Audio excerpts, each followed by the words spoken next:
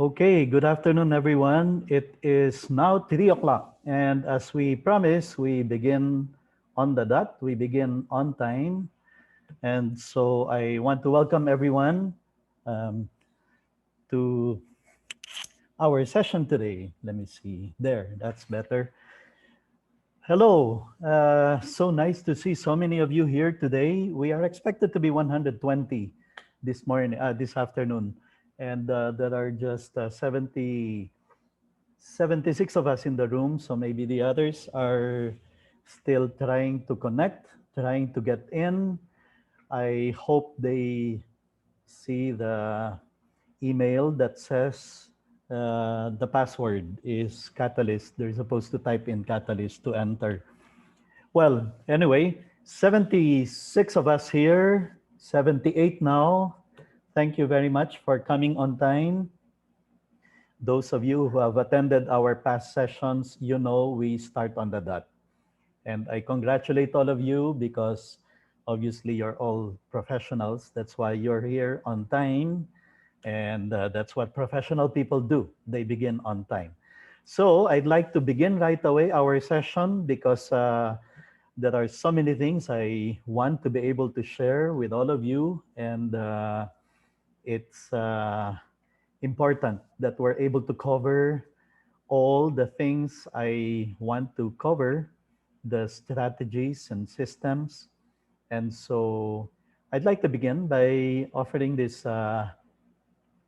prayer for all of you teachers. Let us begin with this very beautiful prayer for teachers, for all of you. Okay, let me see. I'm supposed to share the screen. There you go.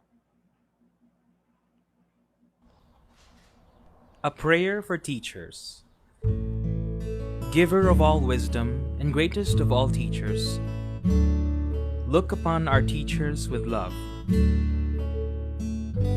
Grant them the resolve to nurture our eager minds and to never give up on us who fall behind. Bless their hearts, for they rejoice when we succeed and encourage us when we fail. Endow them with gentle patience, for the path of learning is never easy. Kindle a spirit of passion in them. It is the flame that ignites the love of learning in us. Help them see the potential in each student. Their belief in us means much more than the grade we make. Instill in them a commitment to keep on learning. It shows us to not fear new knowledge and experiences. Inspire them to touch the future. They influence how big a dream we dream for ourselves. Bless our teachers who have come before, for their work endures to this day. Let the light of your example shine upon all teachers, to build up with their words, to love with their mind, to share with their heart. Amen.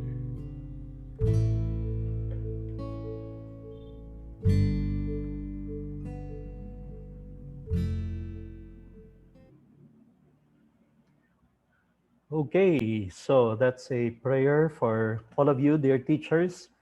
I have been a teacher myself for the last 30 plus years, and I'm so happy to welcome all of you to this session today on transforming your schools through the power of effective class advisory systems and strategies. And I'm going to share very many systems and strategies with you. I suggest you have a notebook beside you so that you can take them down because by the end of this 2 hours that we'll be together, there are just so many ideas.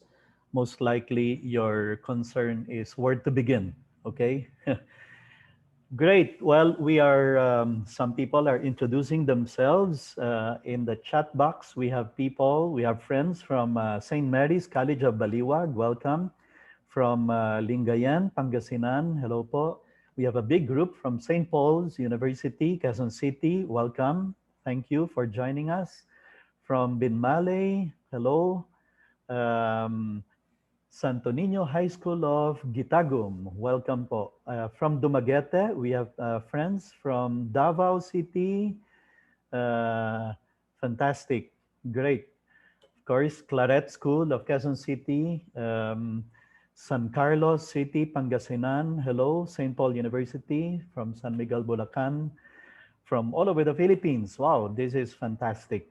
Well, I want to make sure your time is spent worthwhile in our seminar today. And so I'd like to right away get into our discussion of the topic. This is transforming your school through the power of effective class advisory systems and strategies. The first of our 5 days of seminars, all geared towards building schools of character, which, if you were with us in our January sessions, uh, teaching like Jesus, uh, urgency of character formation, if you were with us in any of those past sessions, you would know that that is one of our main principles. No, our job is not just to cover the curriculum. Our job is to form character, mold minds. And so let's get on with it right away. For the sake of those who are attending for the first time my seminars, I would like to introduce myself very briefly. I'm a lecturer from the University of Asia in the Pacific.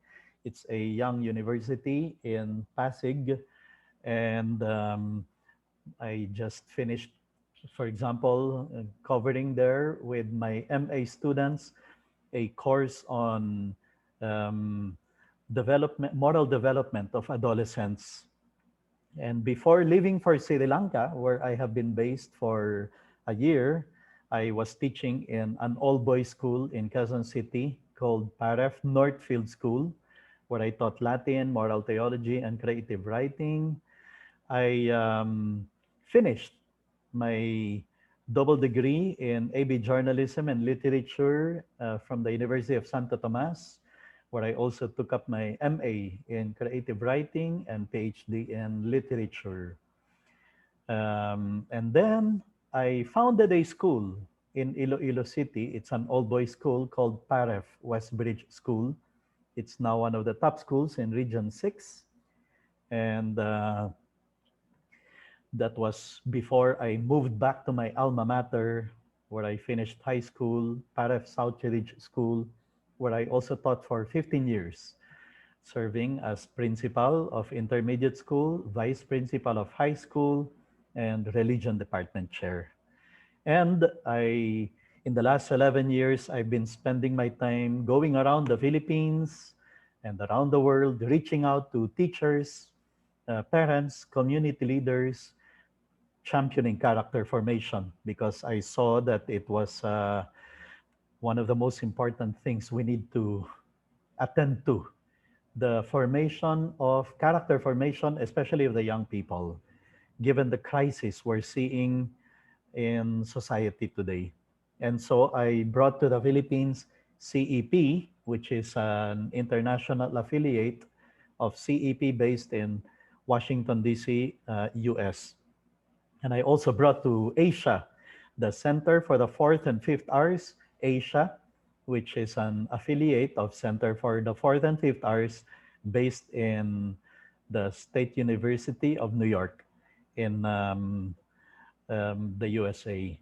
Okay, well, let's get straight into the topic, which is on class advisory. You know, it's a choice. Many of you most likely are here because you are class advisors.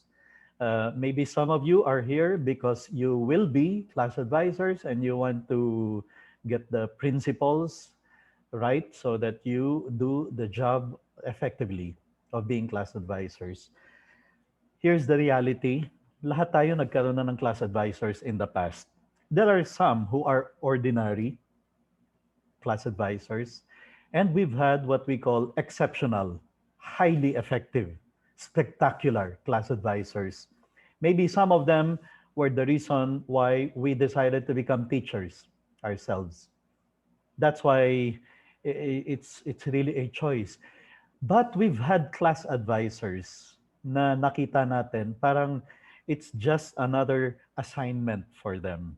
Yung bang kinakaladkad ang sarili nila pagpasok ng classroom, okay?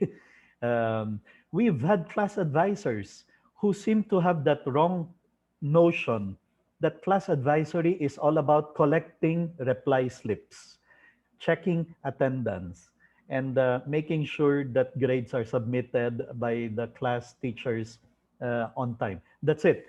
And then distributing class cards to the parents. Nice. Yeah, they are they are important, but there's more to being class advisors than just that. And we are going to precisely talk about effective class advisors who really make an impact and make a difference in the lives of the students. It's a choice. Many of the strategies I'm going to share with you are from this book of Rafe Esquith entitled Teach Like Your Hair is on Fire, especially on Wednesday when I talk about strategies for character formation. um Majority of the ideas there are from his book, but some of them are applicable to class advisors, and we're going to discuss them. And I'll tell you more about Rafe Esquith, one of the most spectacular teachers alive today, um, teaching for character in a school there in Los Angeles, where majority of the students end up failed, kicked out, or even jailed, except all the students who passed through his grade 5 class. And he shares those strategies in that book. And his students all go on. He's been teaching for the last 28 years, and his students all end up in the Ivy League schools: Harvard, Stanford, Yale, and all those other top schools. How does he do that? I'm going to share some of those strategies with you. Okay, it's fantastic book. Unfortunately, it's I don't see it very often in National Bookstore, but I know it's very easily available in Amazon, either as a PDF, as a Kindle book, or hard copy. But it's quite expensive to have it mailed here to the Philippines. And then another source of our strategies and systems, Hal Urban's book, Lessons from the Classroom: 20 Things Good Teachers Do. Okay? While the title says 20 things, he actually gives there dozens and dozens of strategies for teachers, especially for class advisors, that we can use in order to create a class of character. And another resource for this, and you'd be happy to know, I'm going to give you the PDF copy of Smart and Good High Schools. You can download the 270-page book from the Facebook page I'm going to give you later, okay? Where you can also download this whole presentation I'm going to give to you this afternoon. Smart and Good High Schools, Dr. Thomas Lickona went all around the United States visiting smart and good. Let me see, I'll just mute. Okay. Dr. Lickona traveled all over the United States and visited smart and good high schools, and uh, got all the strategies that they're using, how they turned out to be smart and good high schools. And they published all these strategies in this booklet, and I'm going to share with you the whole book later. So please don't leave until the end of the session, when I'm going to share with you the Facebook page where you can download all these materials, okay? Um, okay, well, let's go to principles. Principle first that I'd like to share with you from Theodore Roosevelt, who tells us to educate a person in mind, not in morals, is to educate a menace to society. I mean, anong kailangan natin sa mga geniuses kung gagamitin nila ang kanilang katalinuhan upang makalamang sa ibang tao, halimbawa. O kaya para makapagnakaw, ayan, sa kaban ng bayan, which is very unfortunate. We have situations like that. People who use their talent for evil, for something that is wrong and immoral and bad. So it's important that we form our students in character, and the class advisors are in a position to be able to do that. Here's a crisis we're seeing in society today. Our children's conscience is being formed, according to research, supposedly by parents. But here in the Philippines, you and I know we are dealing with a very special situation. We have 11 million parents abroad working as OFWs.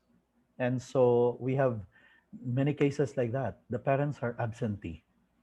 And so some of the crises na nakikita natin sa society can be traced back to the absence of the parents. And then here's the other reality. We talked about it in the first series of seminars in January. Um, it's a reality. We have more and more students coming inside our classroom, and they come from broken families. It's very sad, but it's the reality. We have more and more students coming inside our classroom, and they come from broken families. And yung bata ang kawawa, naghahanap ng guidance, ng supervision that the parents are supposed to provide, but it's not there, maybe. Or may kilala akong estudyante ang nagpapalaki sa kanya yung lola, no? Or may kilala akong estudyante ang nagpapalaki sa kanya yung kapitbahay, because both mom and dad opted to be able to work abroad. And it's very sad when you have a situation like that, and the parents are not able to do the work that needs to be done. And then here's the other crisis, the source of crisis we see in society. Ang lakas ng impluensya ng media sa mga kabataan ngayon. Especially so because young people today are exposed to many hours of media. The screen time, screen of the television, the screen of the internet, the computer, the screen of the cell phone. So, in many cases, it's media that is very influential in manipulating mindsets, in deforming consciences of many young people. And then, sabi nila, school daw. School is supposed to be traditionally one of the three institutions that form consciences: family, church, religion, and school. Those are the top three responsible for forming conscience of young people. Pero, well, given the pandemic, we have a situation right now where we can't even spend as much time as we used to face with our students. Or here's something peculiar about Philippine setting. And you and I, who have been teachers for 30 plus years, you know what I'm talking about. Ganitong sitwasyon sa Pilipinas. Kung sino ang nakaupo sa Department of Education, kung ano ang kanyang trusts, yun ang magiging trust ng DepEd, no? And you can have DepEd secretaries with varying priorities and trusts. You can have one championing values education, and then the next one, iba na ang kanyang trust, UBD. Tapos, bagong uupo, hindi pa naintindihan ng maraming teachers ang UBD, Understanding by Design, nandito na ang OBE, andito na ang project-based. So, we are grappling with so many changes in our system.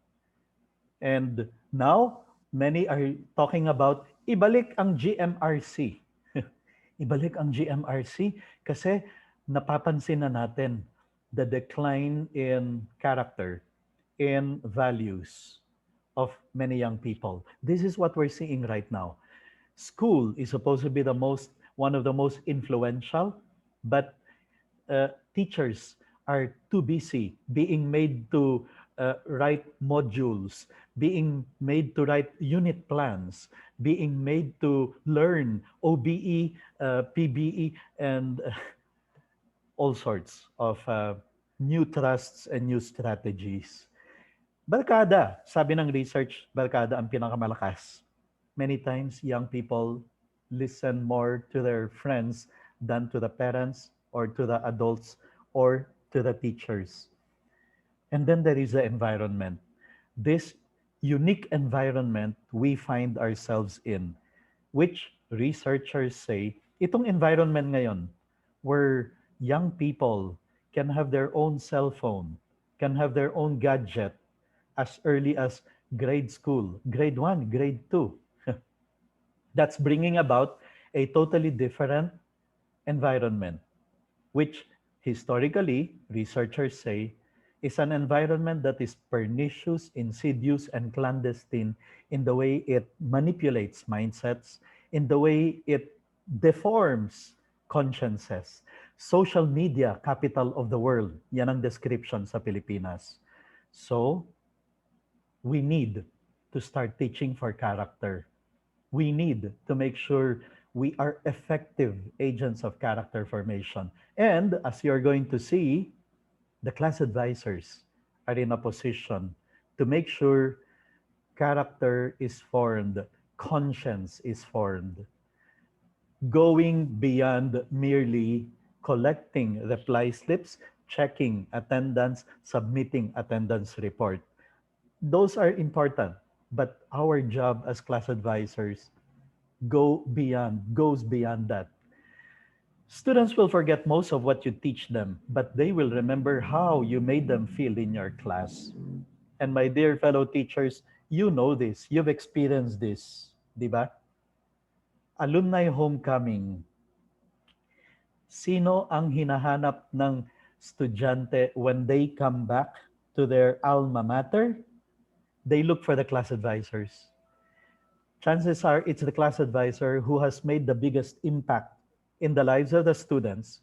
And that's why class advisors ang hinahanap nila when they come for the alumni homecoming. And that is a plus for us. We are in a position to really make an impact in the lives of our students.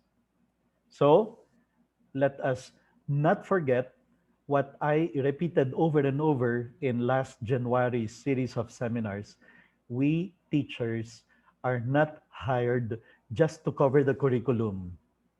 We are hired in order to mold minds, form character, and raise these young people to be good men and women of character. Not just smart, but especially to be good.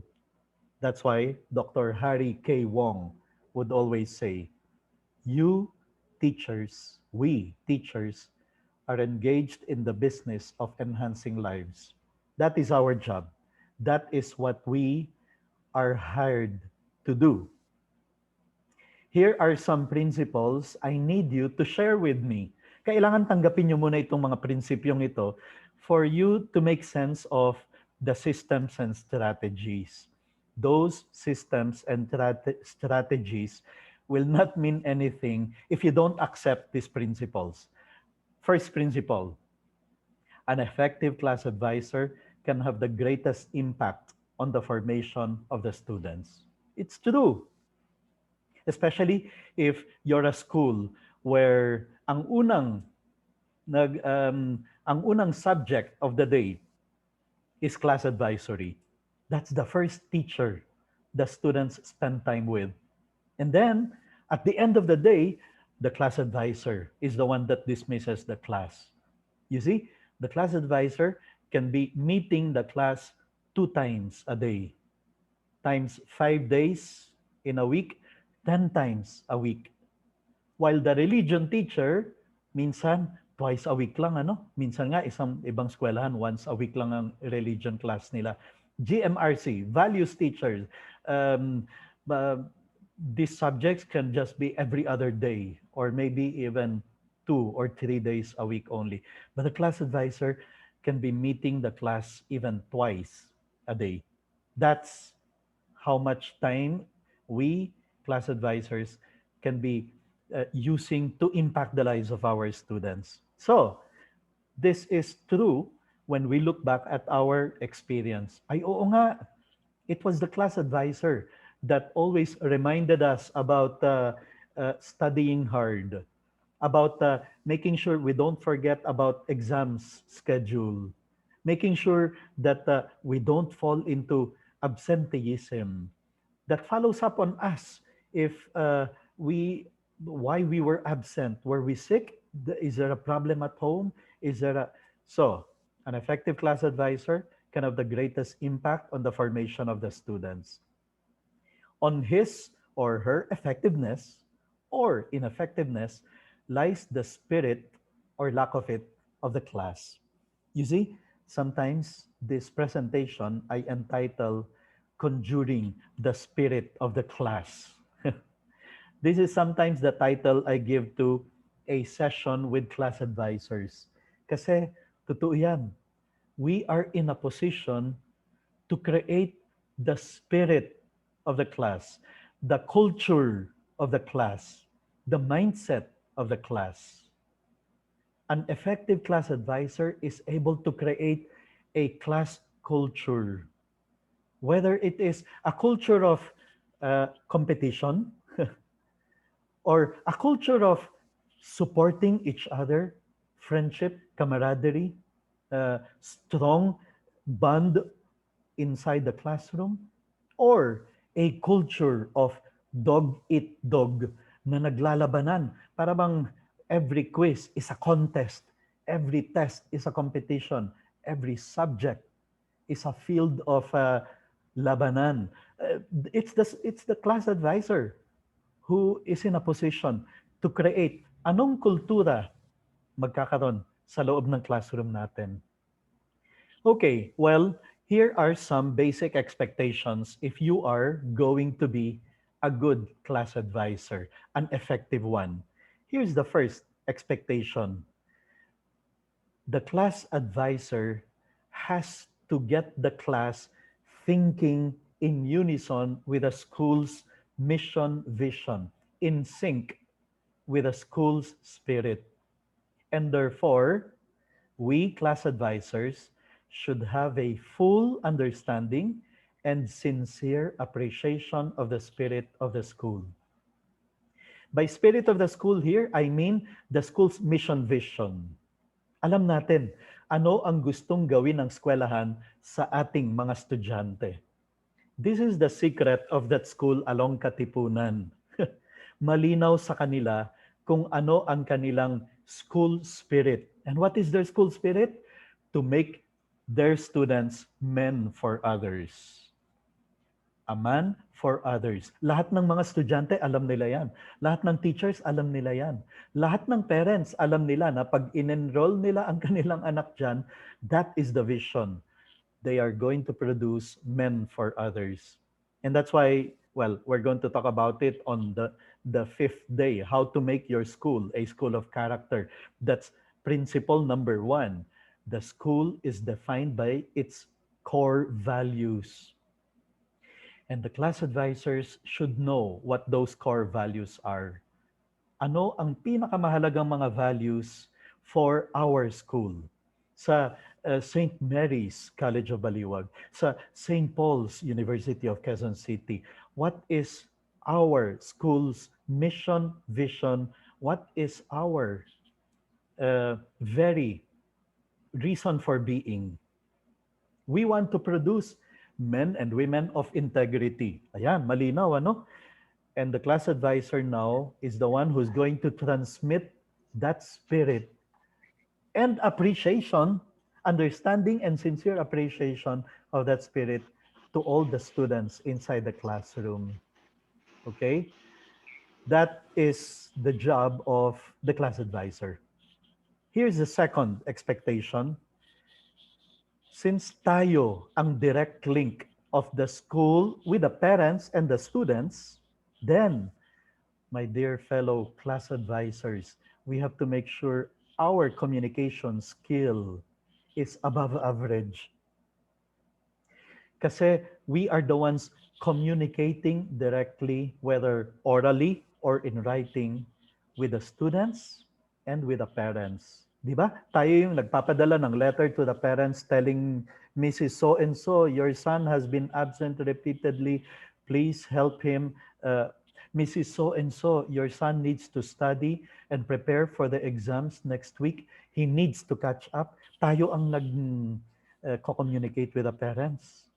I mean, we are in a position to be able to do that because we are the class advisor.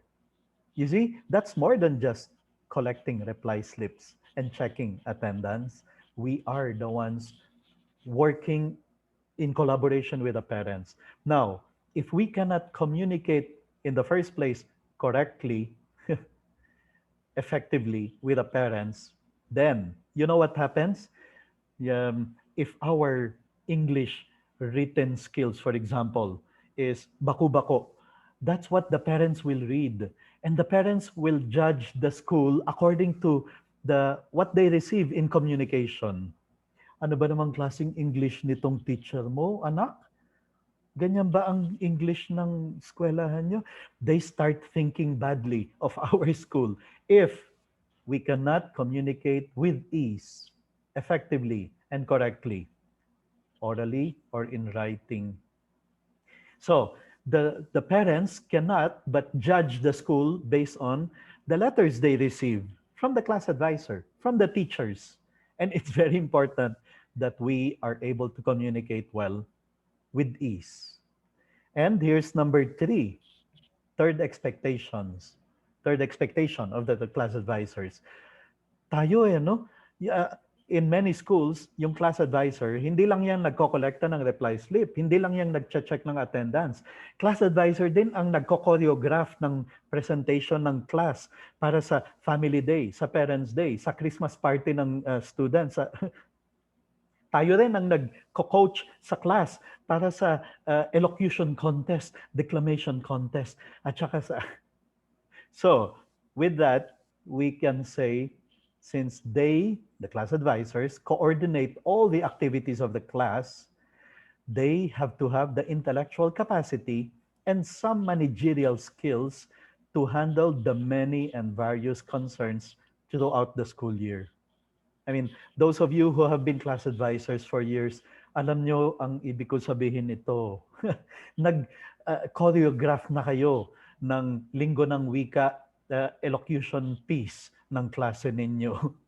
Nag-prepare na kayo ng estudyante ninyo for the quiz B. Nagplano na kayo with your class about transportation para sa class excursion, para sa class seminars, para sa... Ang dami, ano? I mean, and then we realize, ay oo nga, hindi napakasimple ang maging class advisor. All these three skills, three expectations, hindi madali yan. Number one, to have a full understanding and sincere appreciation of the spirit of the school. Being able to communicate with ease, orally and in writing, and having the intellectual capacity and some managerial skills. These are very important expectations of class advisors if we are to be effective class advisors. Okay, so then, it's worthwhile because, as I said, in the end, yung mga estudyante magbabalikan sa kanilang alumni, sa kanilang alma mater, 20 years later, 30 years later, and then ang hahanapin nila, class advisors, those who really made the difference in their life. So then, we really do affect eternity. We affect our students more than what you can ever imagine. 100 years from now, it will not matter what kind of car I drove, what kind of house I lived in, how much I had in the bank account, or what my clothes look like. But the world will be a better place because I was important in the life of a child. So, this has to be very clear in our mind, we are not just here to cover the curriculum, we are here in order to make an impact in the lives of our students. And as class advisors, we are here to mold minds, form character. We have to accept this, okay? When we accept this principle, then it will make sense bakit kailangan ng systems and strategies. Let me now, um, well, okay, we're still in the introductory part. Especially so since you realize this many times, it's the class advisor who stands in place of the parents, no? Um, we have seen many times how students run to us, class advisors, asking for advice because they cannot open up to their parents, or because the parents are not there to listen to them, or, and you've seen it happen many times, they think their parents don't understand them, but they think we do. They think we can. And so ganyan minsan ang trabaho ng class advisor, ano? Nagiging problema natin, pati ang personal problems minsan ng mga kabataan. Pagising mo pa lang sa umaga, naiisip mo na, ano na kaya ang solusyon dun sa problema ng estudyante ko na lumapit sa akin kahapon, Ma'am, buntis yata ako. And then now it is our problem. It is also our concern. Or, Ma'am, parang lagi na lang galit sa akin ang tatay ko. Wala na siyang nakita sa akin kundi mali. Pagka nagkamali ako, buong linggo yan, pinagagalitan ako. Pag may nagawa akong tama, wala kang maririnig sa kanila. And then they open up to the class advisor. This is the class advisor. So, I need us to understand, ay oo nga, ano? That's how it is to be class advisors. We sometimes fill in the the gap. We sometimes have to take over. I mean, not take over the role of the parents, but sometimes we need to fill a vacuum that is there because the parent is absent or the parents are not ready to give the advice they're supposed to be giving to their son, to their daughter. And so, we need to be present for them. Sabi nitong research, um, a report, in fact, from a US agency, they discovered that if a school is a vibrant, innovative, child-centered place, if it has a reputation for excellence in teaching, if students are performing to the best of their ability, one can almost always point to the principal's leadership as the key to success. Well, let's revise that because you, class advisor, is like the principal inside the classroom. That's from a Senate resolution in the United States, number 359. But this is also the same principle. If a class is a vibrant, innovative, child-centered place, if it has a reputation for excellence, if students are performing to the best of their ability, one can almost always point to the class advisor's leadership as the key to success. And I'm going to share with you some very concrete examples of that leadership being lived and therefore the class being a vibrant, uh, students performing to the best of their ability, reputation for excellence, thanks to the class advisor. In the effective class, the class advisor acts as a leader and effectively communicates the goals to his students and their parents.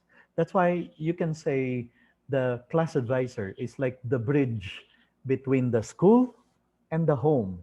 And then in between is a class advisor communicating with the parents. So immediately, some of you are getting the idea, oo nga, if I were to be an effective class advisor, I should be collaborating with the parents. And I have to get the parents to be collaborating with the school. We're going to talk about how we can do that. strong leader. The class advisor is the leader of leaders, the coach, partner, and cheerleader of the class. He is the team leader. Let's go straight into, I did away with a number of other introductory parts because I want to get straight into systems and strategies.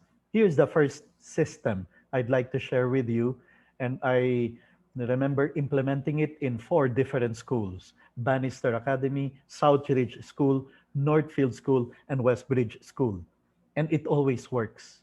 This is the Search for Class Excellence Award, or Award for Class Excellence.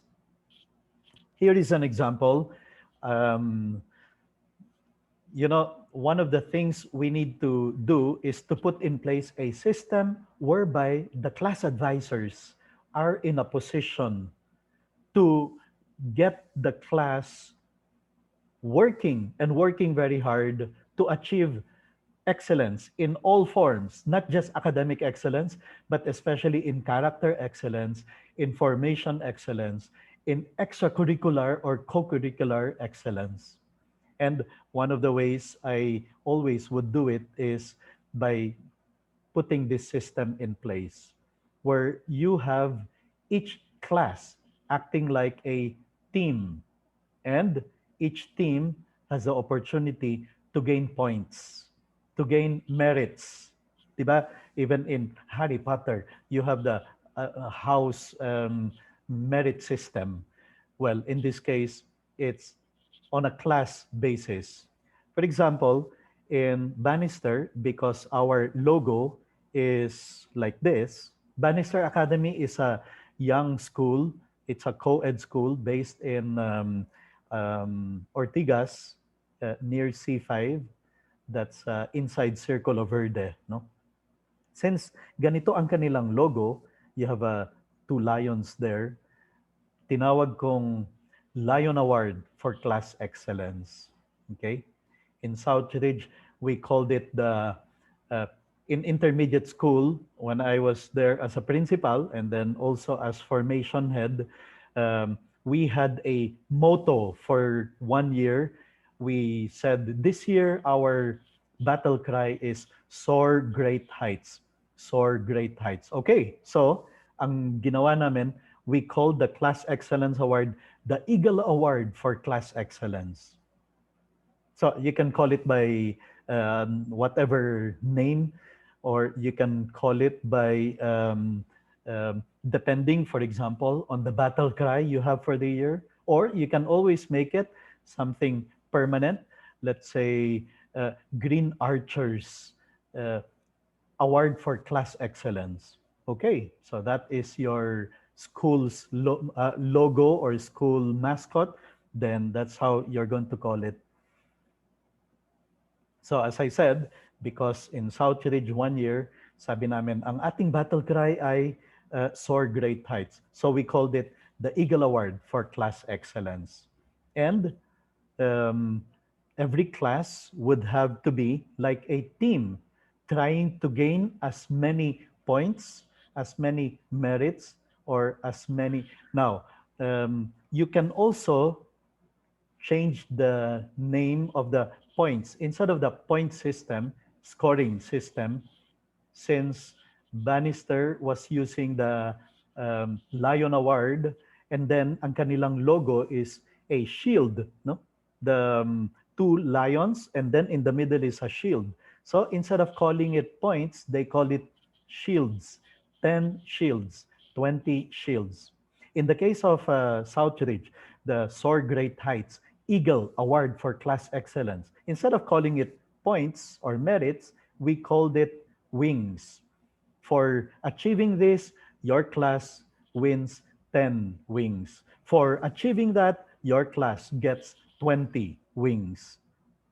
So that's renaming the points to something more significant to the either the battle cry or the award the name that you give to the award. So as I said, Eagle Award for Class Excellence, 20 wings, 100 wings, 200 wings. Lion Award for class excellence, 20 shields, 100 shields instead of points.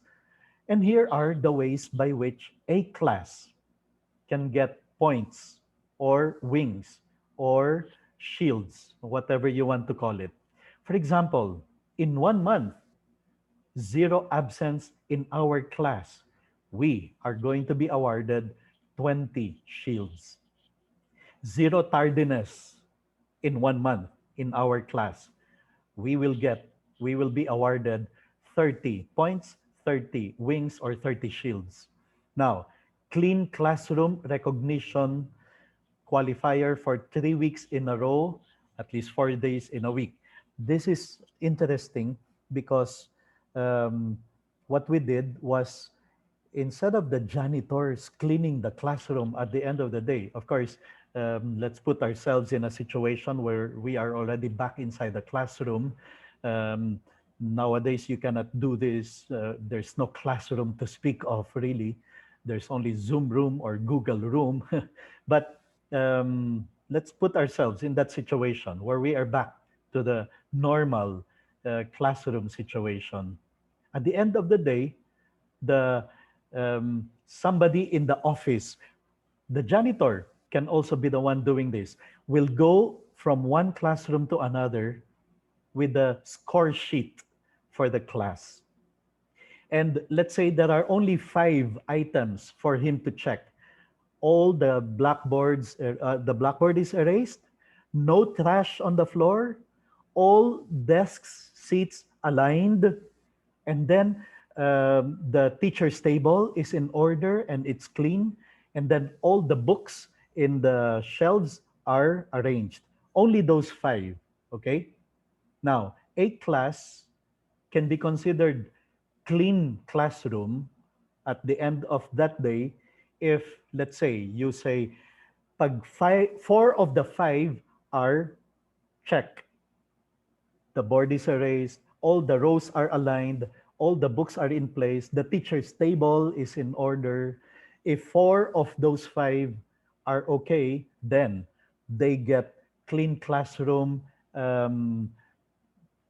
tag for that day.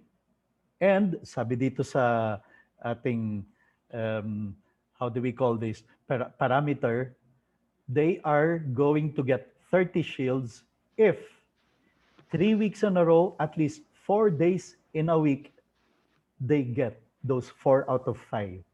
In other words, their classroom is clean by the end of each day, at least 4 days in a week for 3 weeks in a row.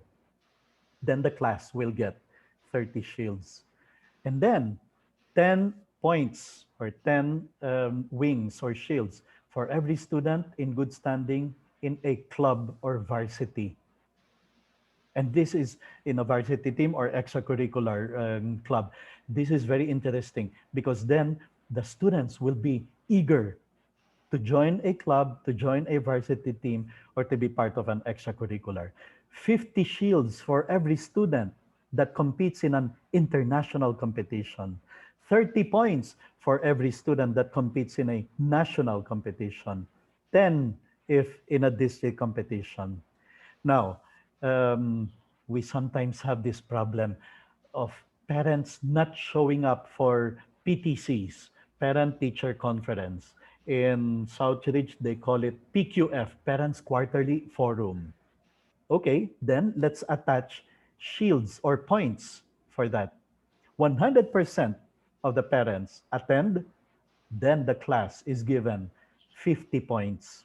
80% of the parents attend, 40 points, etc. down the line.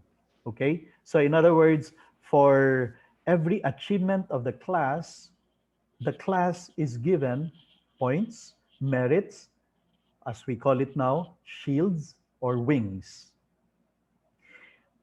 And then you can put in any other criterion you want in the list that will get the students wanting to be able to achieve it. They want 100% of their parents attending the family fun run. Let's go to the next set. Here, the newspaper drive.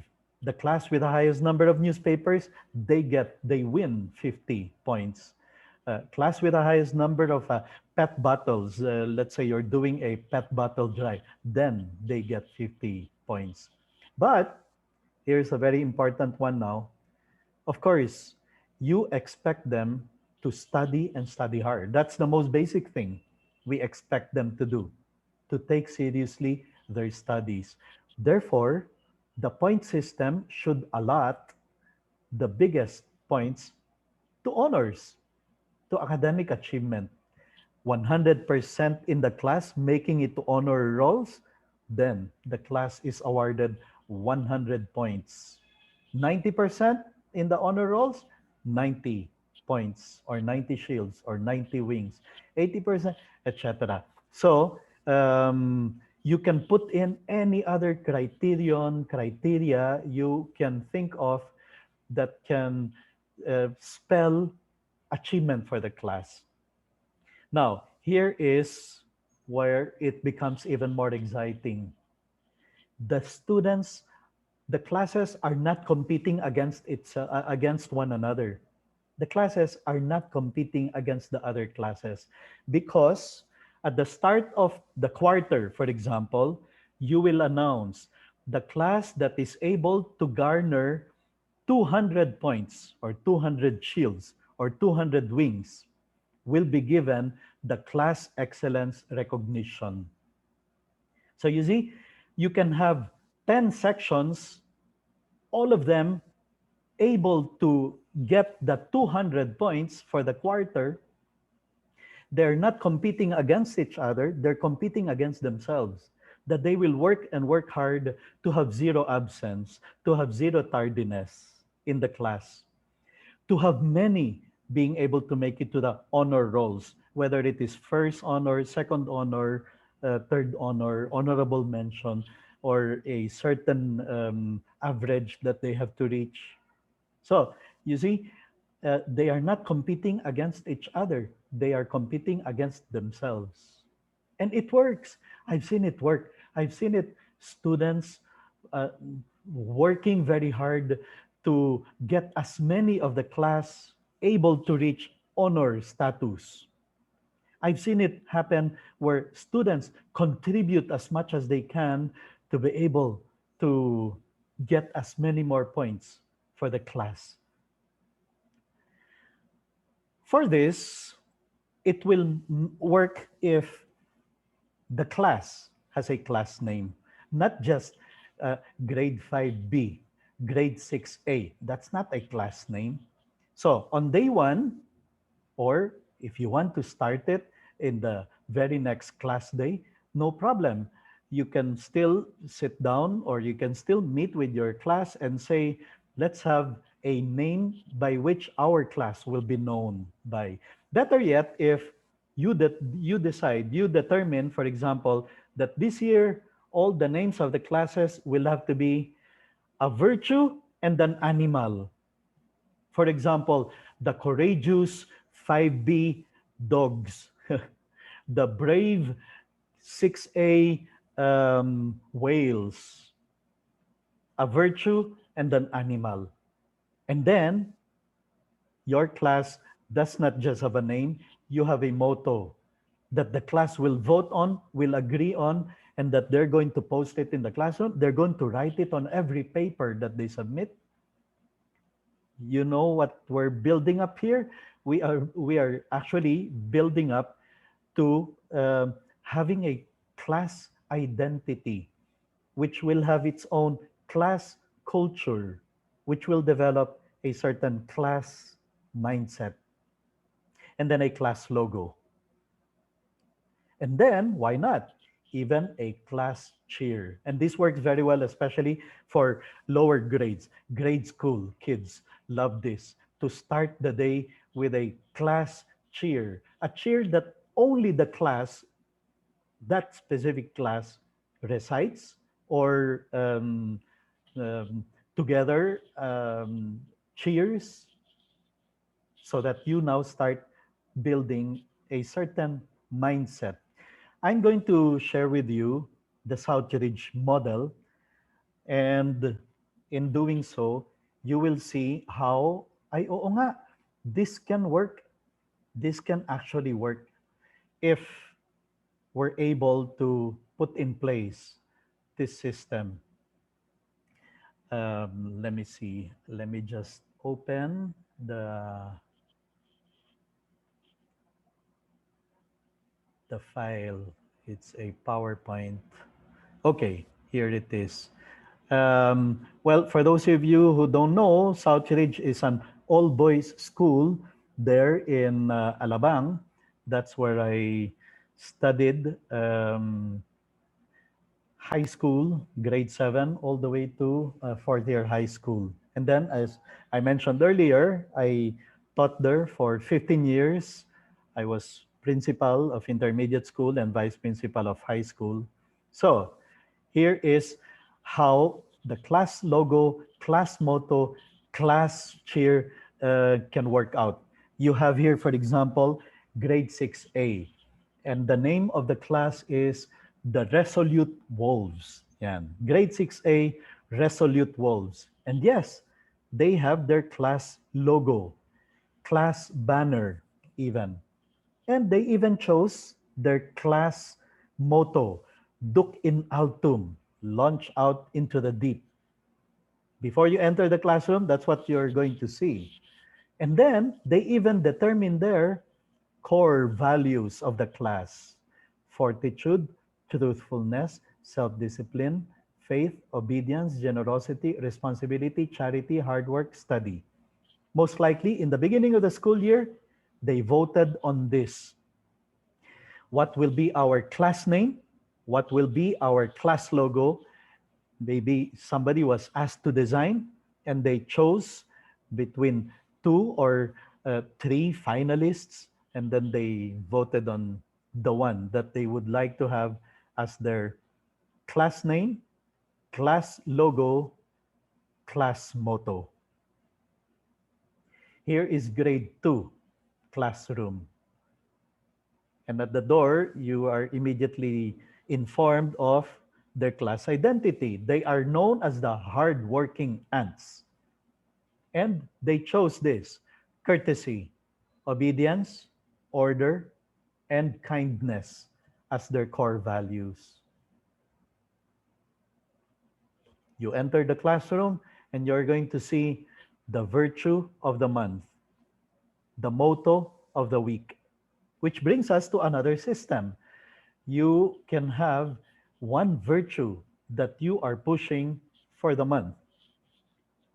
It can be based on the core values of the school, or it can be a virtue that the class votes on and decides, oo nga, kailangan natin this month ang hard work. Kasi napapansin ko, as a class advisor, napapansin ko, parang you're taking things too easy. Parang ang mindset nyo nasa summer vacation na. So, let's make this virtue of the month hard work, industriousness, perseverance, whatever it is. And then the class can vote to choose which one is it going to be for this month. And then we're going to put it there as a poster. And then, not only that, I will ask you to write on the every paper that you submit this month, dapat nakasulat dun sa taas. Virtue of the month, hard work. Virtue of the month, self-discipline for this month, they said. That's a system, that's an effective strategy. And then, every week, may isang estudyante in charge of proposing the motto of the week, which can be written like this: I will do my task well without being told. That's the motto of the week. And in every paper that the students submit, they have to write the motto of the week on the upper part, on the lower part, wherever it is, but as a way of reminding themselves, this week, this is the motto. It has to appear on every page, every paper that the students submit. It works because James Stanson said that. It works. Students live according to what they are made to repeatedly do. Habit. Virtue is a habit. This class, they call themselves the home of the champs. And then they have classroom rules that the class advisor agreed with the students at the start of the year. These are the 5 classroom rules that we are to follow in every subject. Kahit anong subject, we have to make sure we follow these classroom rules. Along the corridors, the school reminds everyone the virtue of the month. In the case of Southridge, the virtue of the month is something school-wide, okay, which can also be done. And it would be fantastic if it is a school-wide effort. But if there is no such thing for the whole school, you, as class advisors, acting like the principal of your class, can determine that and can make it as part of the system that we have a virtue of the month. Or if it is, if you can team up with the other class advisors of the same grade level and you agree, let us make this as the virtue of the month for June. And then for July, ito. And then for August, ito na yung exam week, hard work. And then, you stand a better chance if you work as a team with your other co-teachers. Here's grade 2C. Ang kanilang pangalan ay Friendly Cobras. I don't know how cobras can be friendly, but anyway, that's the name they chose for their class. And yeah, they also have their core values or virtues, and then they also have their motto. You are in a success zone, sabi ng kanilang reminder. Okay, that's their motto, that's their logo. Here is grade 3B. They call themselves the Brave Barracudas with bravery, loyalty, and zealousness as their core virtues. And their motto is excellence is a habit. And that is their class logo. This class calls themselves the home of the thoroughbreds. This class is the grade 3C is called the Zealous Colts. 1A calls themselves the Enduring Ascals. Okay, it depends on the class. They can vote on it, and once they agree on it, then we start building what we call class identity with its own class culture, with its own class core values, etc. And then this becomes more exciting when you have in Southridge, they have what they call the VOM assembly. At the start of each month, somebody gives a talk about the virtue of the month. And so you have the whole, all the students gathering in the auditorium, and on stage, you have the class banners displayed. Because they're also going to give recognition to the points gained by the different classes for the month, the zero absence, the zero tardiness, the students who achieved who got special achievements. They're going to, for example, give recognition to students who returned lost items, lost and found items. Let's say the virtue of the month is honesty. So for that month, we're going to give recognition to students who lived honesty in an exceptional way. One manifestation of that is when they return something they find lost by another student. That's honesty. Then they give recognition to that. And you imagine the class seeing their class banner being displayed there.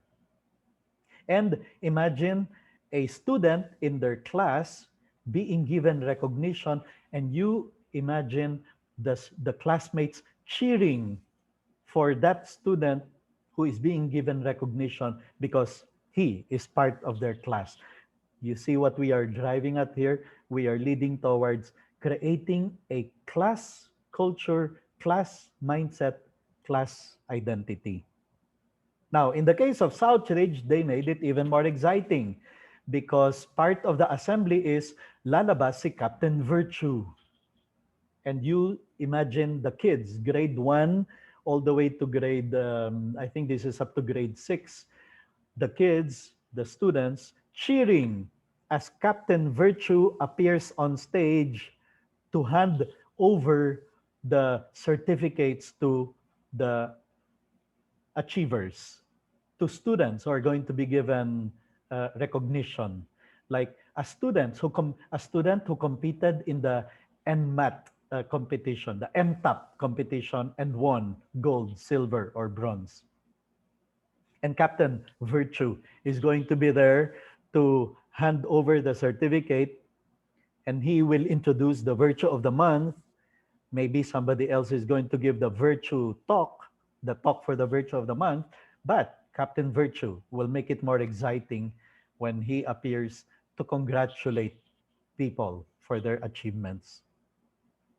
This was the principal in Southridge Primary School for many years.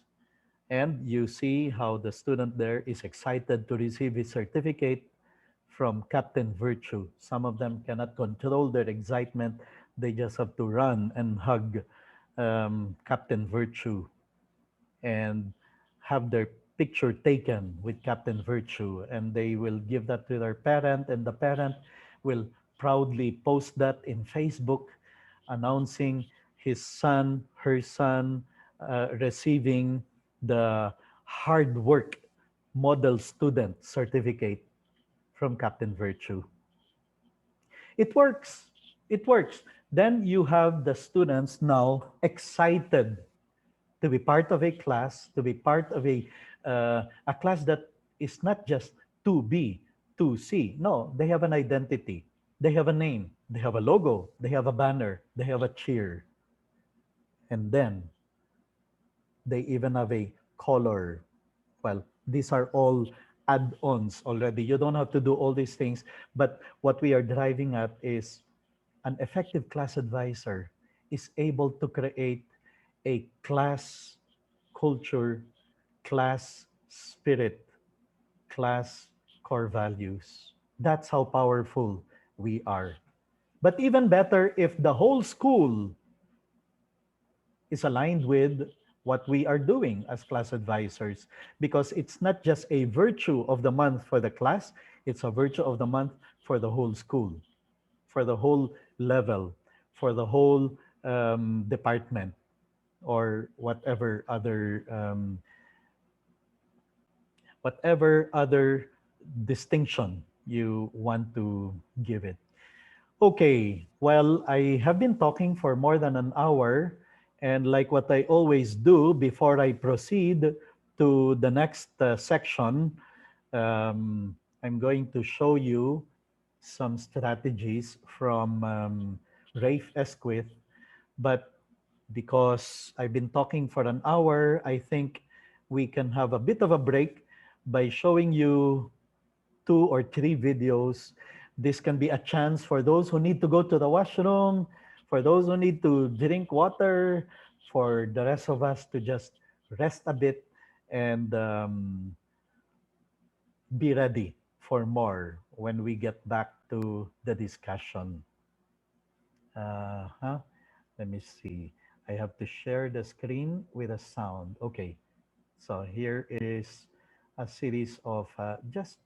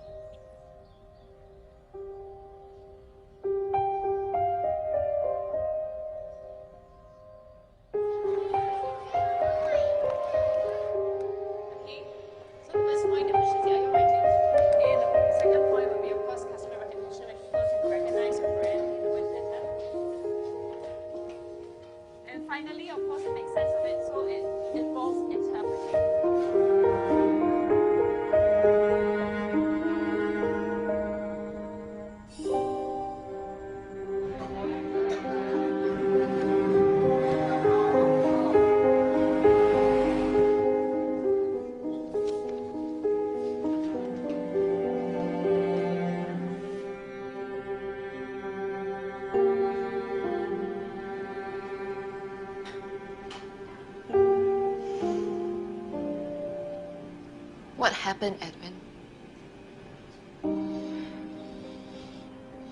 I'm really very tired. Really.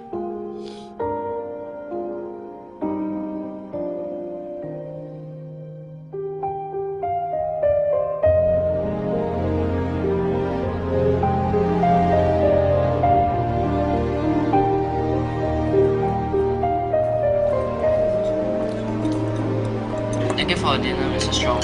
You're welcome. You can treat me when you're successful.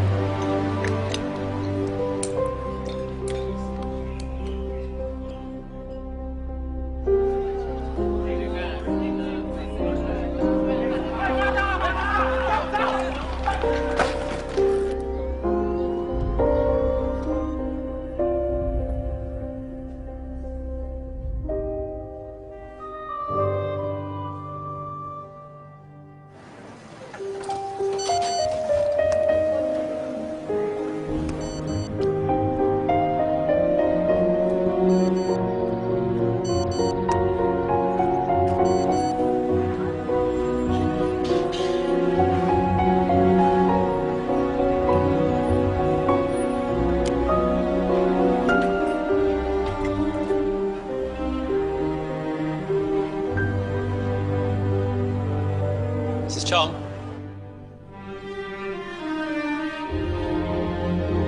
It's time for our dinner.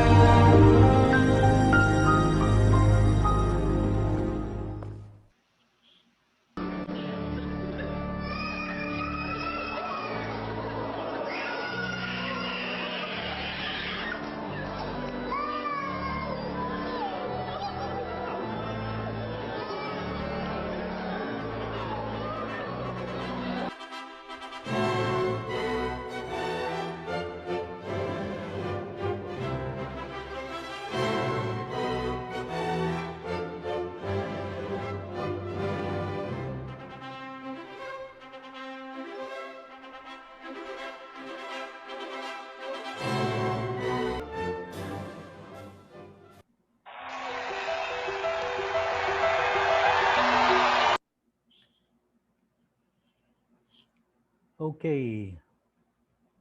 Well, I think that's enough break for us. We can proceed on. I'm going to now discuss a few things from Rafe Esquith. Um, Rafe Esquith is especially very much known for his economic system, but I'm not going to cover that because that's part of the classroom management presentation on Thursday, which is one of the reasons why he is able to produce highly successful students, no, in his class. Um, but he has, the title of his book is Teach Like Your Hair is on Fire, The Methods and Madness in Room 56. Because for the last 28 years, he's been using the classroom number 56. And many of the strategies he uses there are, well, described as methods and madness. Only crazy teachers would be willing to do those difficult things. But it's worthwhile because that is how he is able to produce highly successful people, men and women of character, who are not just exceptional academically, but especially character-wise. That's more for Wednesday when I talk about urgency of character formation, the, the economic system of Ray Fesquith. But here are some other strategies he uses as class advisor. I mean, he is the teacher of the students from start of the class all the way to the to dismissal time. It's what you call the self-sustained classroom, self-contained classroom. Everything handled by one teacher. No, all subjects handled by him. So he is more than just class advisor. He is the teacher of all the subjects. For example, the bell rings at 7:30, but all his students are inside the classroom by 6 a.m., excited to do math and English drills every day, starting 6 a.m.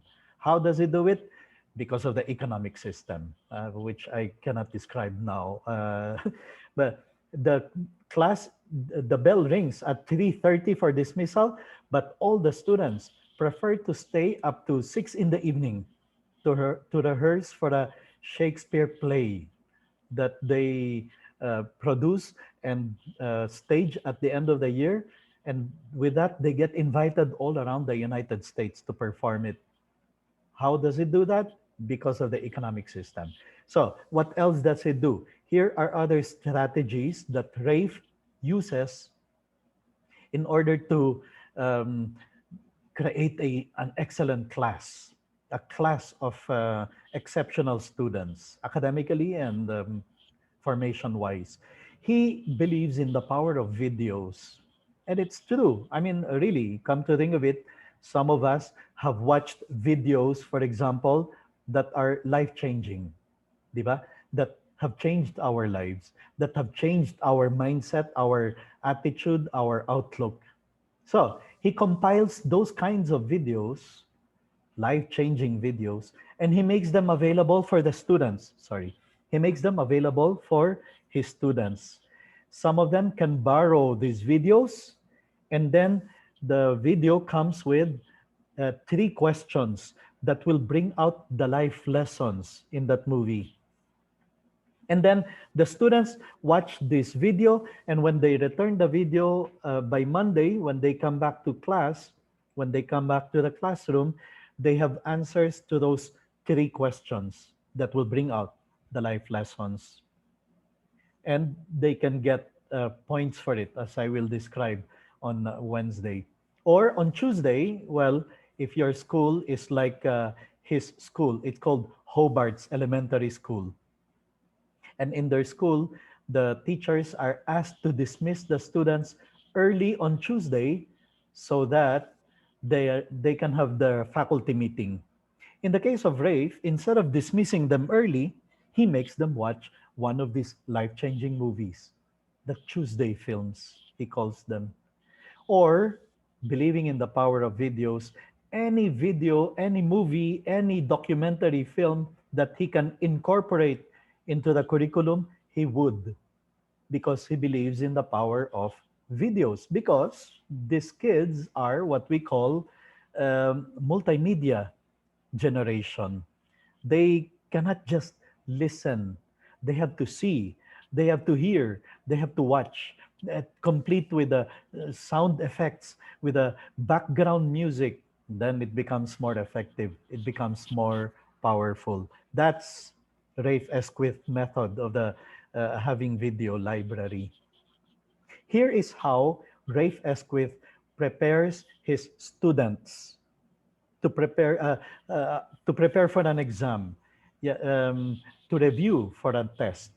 'Di ba tayo pagka sinabi nating, okay, let's do a test review. Anong gagawin ng teacher? Magsusulat siya ng problem, math problem halimbawa, to prepare for the math exam. He will call students to come up on the board, 3 or 4 of them, and then he will give them a problem to solve, and then they will solve it, and then they will check it. That's how many of us prepare our students for a test. Not Rafe. Rafe, on the other hand, does this as a strategy to prepare his students for an exam. Halimbawa, math exam. He will write a problem on the board. Let's say 250 times 25. And then he will make the students. Okay, here is now how he prepares them. Okay, class, can you come up with good wrong answers? Good wrong answers. Let's say the test is multiple choice. 3 are wrong. Can you give 3 possible wrong answers to a problem like this? Somebody will say, sir, this number, because the student forgot to carry one on the very good. That's a good wrong answer. Any other? Sir, instead of multiplying, the student is careless and adds. Wrong answer, possible wrong answer is a very good wrong answer. Any other?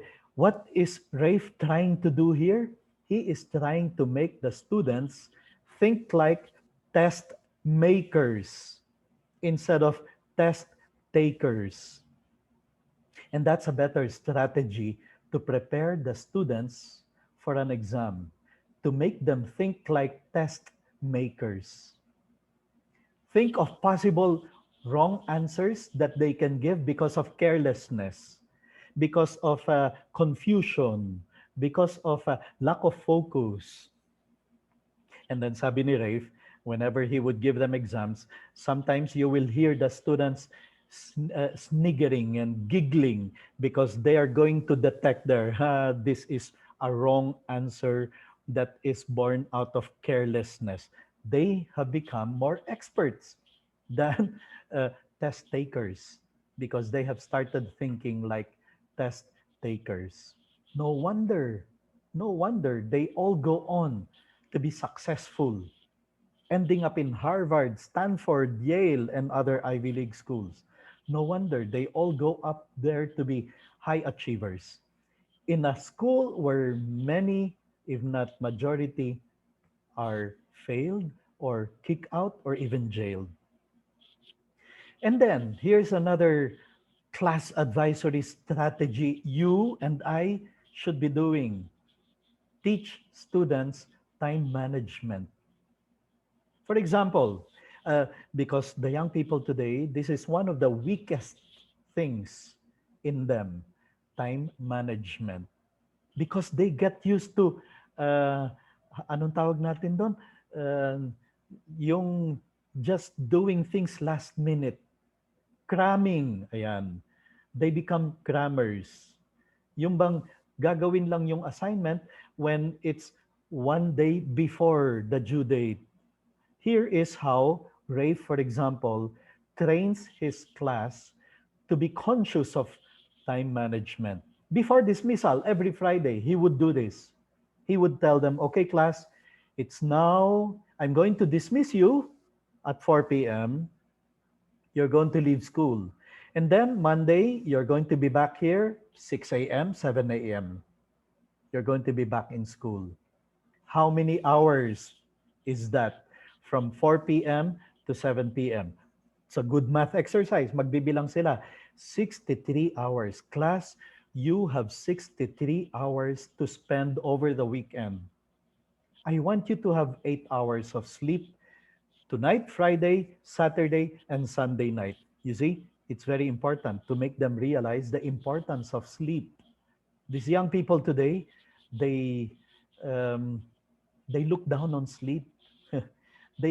They think tama yung saying sleep is only for the weak. No, that's not true. Sleep is for every good human being. We need sleep and we've got to have enough sleep. So, Rafe, to drive home that point, will tell them, please make sure you get 8 hours of sleep. Okay? Now, how many is that? 8 hours times 3 nights.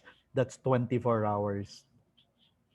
And then please make sure you get to spend family time, especially for you Catholics to go to Mass on Sunday, for the others to do your worship on Sunday. How many hours? 3 hours. Deduct 24 and 3 from 63. Class, you have 36 hours spare that you can do whatever you want with. That's 36 hours. Don't come to me on Monday telling me you did not have time to do the assignment. 36 hours, no time to do the assignment. Don't come to me on Monday saying you did not get to read the chapter read that I asked you to read as an assignment. 36 hours, no time to do that. In other words, teaching them time management is really making them just be more conscious of time. And that is a lot of time in your hands. So that's a good class advisor would do. Effectively, Rafe Esquith is producing a class culture with zero anxiety. Level six thinkers. Well, okay, I didn't get to describe Kohlberg's six levels of thinking. That is for the classroom management talk on Thursday. A class with support and respect, a class with laughter and humor, a class with low pressure and high support environment. All these get to contribute to creating a class culture. Okay, now I have around 30 minutes left. Actually, supposed to be only 4 minutes left. In the announcement is it says we this is 1.5 hours, but no, I think we need more time to give you more strategies and more systems. I'm going to welcome you to my classroom in Southridge for many years, and in the process introduce you to some strategies and systems. Here is a first strategy. Sabi natin kanina, the class advisor is like the bridge to the class parents, the bridge between the school and the home. Well, if we're going to be that bridge, we have to welcome our parents to our class. And this is what I do at the end of at the start of the school year. I write a letter to the parents. In fact, I usually email this 1 week before the opening of the school year. 1 week before the opening of the school year, I actually email the parents and tell them, I am going to be your class advisor, your son's class advisor. And I assure them that I know what I'm doing by introducing myself. I tell them I have an MA in creative writing. I have a PhD in literature. I have been I have been teaching for decades. I I assure them that your son is in good hands. And then second paragraph, I tell them how to get in touch with me. I'm not even afraid to give them my cell number. Now, don't get me wrong. I know some schools and some teachers frown upon this. No problem. But I found it very, very convenient for me to communicate with the parents and for parents to communicate with me. So I give them my cell number. And I even tell them the best time to call the school if they need to get in touch with me. 6:45 a.m. to 4:30 p.m. That's office hours, and those would be the best time to get in touch with me. And then the last paragraph, I tell them about their our class website, where I'm going to post announcements, where I'm going to post the assignments of the students in case they're absent. So parents, please don't send the yaya to the school to ask for what my son missed today, what assignment he has. Check our class website. It will be there by the end of the day because my class president and my class secretary will update the class website, writing their reminders, announcements, assignments, and even handouts, perhaps, that were distributed by the teachers today. So, your son was absent today? No problem. Go to the class website and you're going to see what your son missed. It's not added work on my part because it's the class president and the class secretary who update the website. I assure you, even a grade 5 kid is more expert in running a website than we older people are. They just have to show me on a piece of paper what they intend to write, and then I approve it. I say, can you add their reminder about the gala attire next week, Tuesday? Add that there because we have to make sure we have 100% gala attire. Can you add there, please support our newspaper drive? Or no need to write it. So I just check and they update it. And then on day one, I asked my students to fill up this information sheet because I need to know my students and I need to know their parents and I need to know how to get in touch with them. I even want to know the parents' wedding anniversary so that we can greet them, so that we can celebrate with them.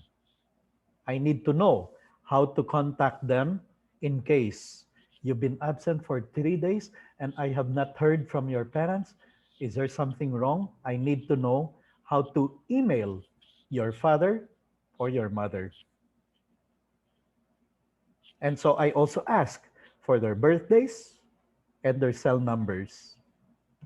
And yeah, why not? Do you have brothers and sisters or sisters? How old are they? Younger, older? So that I know how things more or less are at home.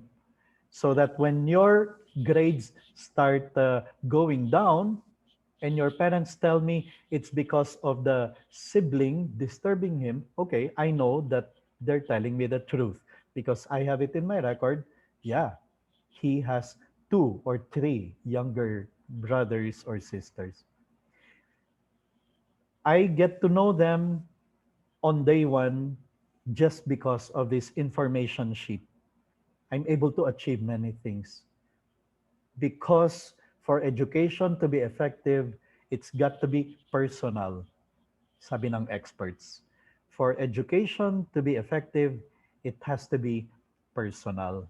So then, I'll welcome you to my classroom, and this is how my classroom would look like. Here's a strategy.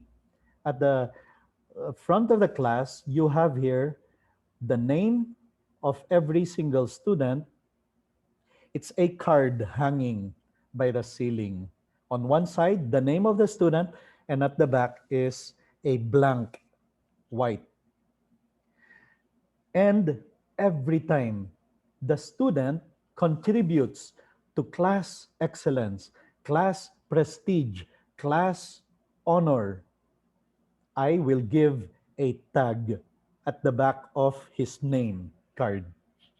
For example, okay, class, this month, the following have zero absence and zero tardiness. They are supermen of the month. Each one of them will get a tag at the back of their names. And as I put the tag is just like a sticker, colored sticker, that you can um, put, attach there on the white side at the back of each of the names of those students. The following students joined us in the class outing, contributing to class unity. They get all class tags, or they all get a tag each. And as I put the names, the class is cheering, the class is clapping, and that clapping turns into a class celebration. The following students competed in the MTAP. They get two tags each because they contributed to class prestige on a national level. The following competed in the International Olympiad. They get five tags each because they contributed greatly to the class prestige on an international level. And as I put the tags, it takes time. The class is cheering.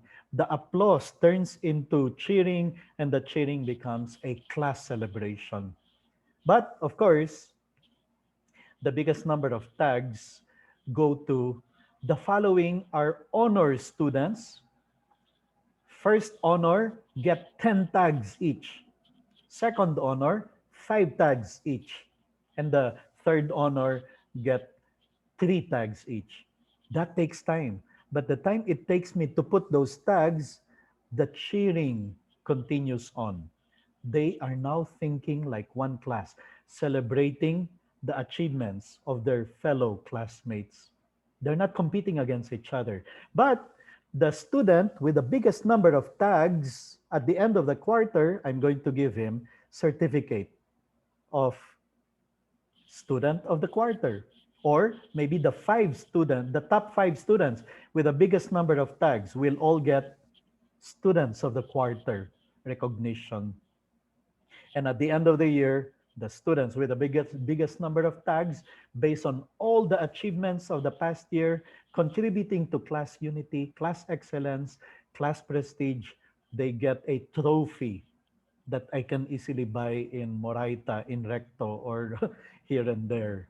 And they are proud to display that student of the year because they were part of this class. But even better, the classmates all join in the celebration of acknowledging the students of the quarter and the student of the year.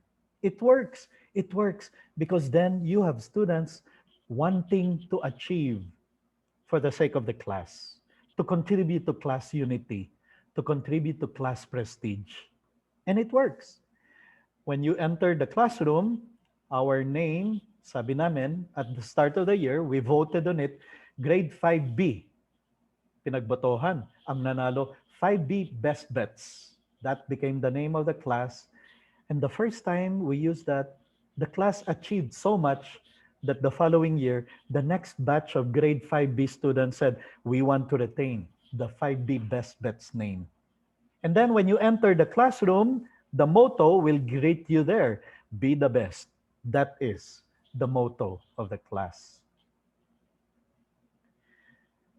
On my last year in Southridge in 2009, walang gustong kumuha ng grade 7D. So sabi ko, sige na nga, akin na lang yan. Anyway, most of them passed through my grade 5 class. And so we became known as the grade 7D daring darters. Darters is a type of bird. Now, let me share with you some strategies for the first day of the school year, because these are very important tasks for class advisors on how to welcome the new students in the new school year. It matters. Sabi ng research, 3 things are on top of the mind of every student on day 1. 3 things on top of the mind of every student on day 1. Number 1, am I in the right classroom? Number 2, can I sit anywhere? And number 3, who are you as a teacher? Who are you as a teacher? Hindi pa sila nakakapasok ng classroom ko, nasagot ko na yung 3 questions. 1 is because, am I in the right classroom? You should know, I emailed your parents.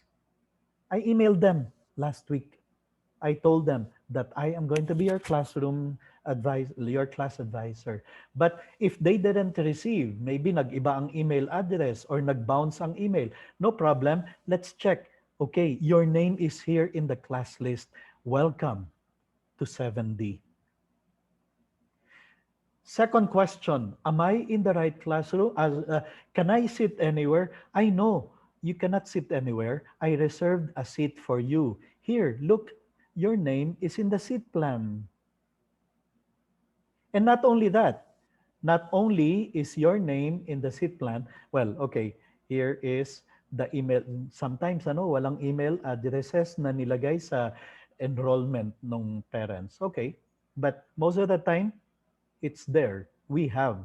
You go to the registrar's office and request, can I get the email addresses of the parents of my class advisory class so that I can email them the welcome letter 1 week before the opening of the school year. Can I sit anywhere? I know I have a reserved seat for you, you see? And not only that, not only do I have a reserved seat for you, you have a role to play. You see, you are going to be in charge of the course. Your classmate will be in charge of collecting reply slips. This classmate of yours is in charge of the time. This is in charge of the windows and aircon to turn off.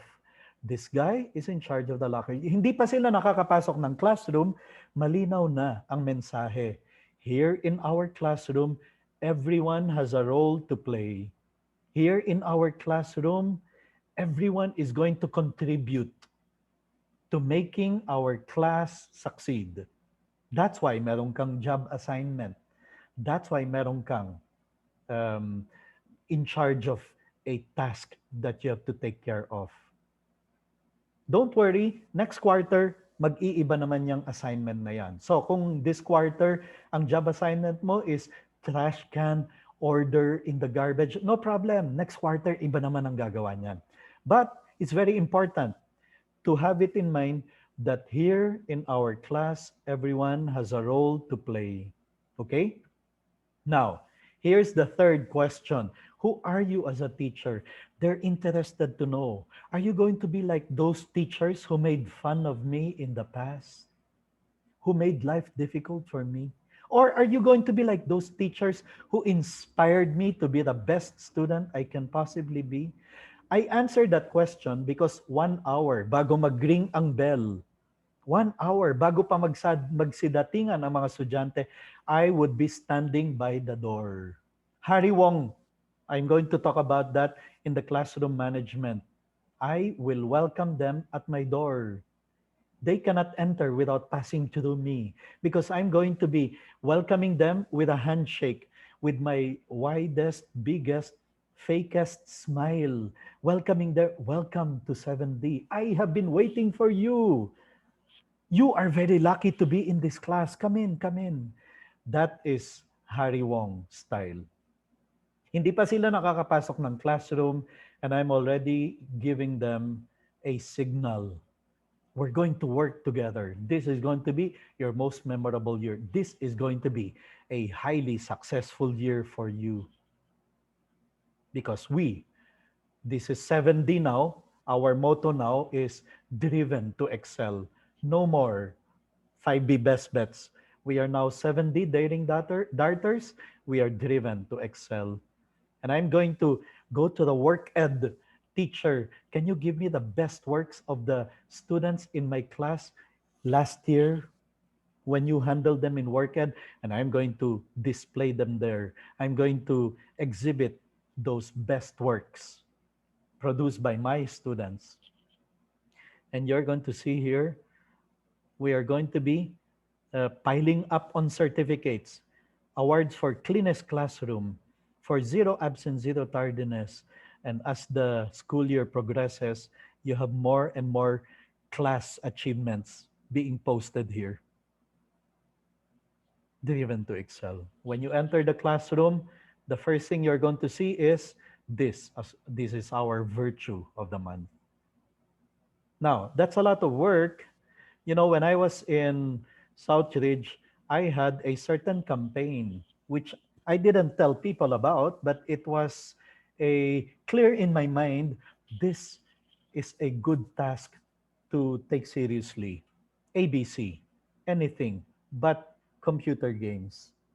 I organized for my class anything to get them away from computer games, which during this time, it was already becoming very, very clear. Students who were getting addicted to computer games, their grades tend to go down. They tend to become more irritable. They become more violent even. I mean, they resort to fighting and kicking and physical harm. So anything to get them away from the computer games, I will organize. This Saturday class, if your parents allow you, we will visit Hospital ng Muntinlupa and spend the morning visiting the sick.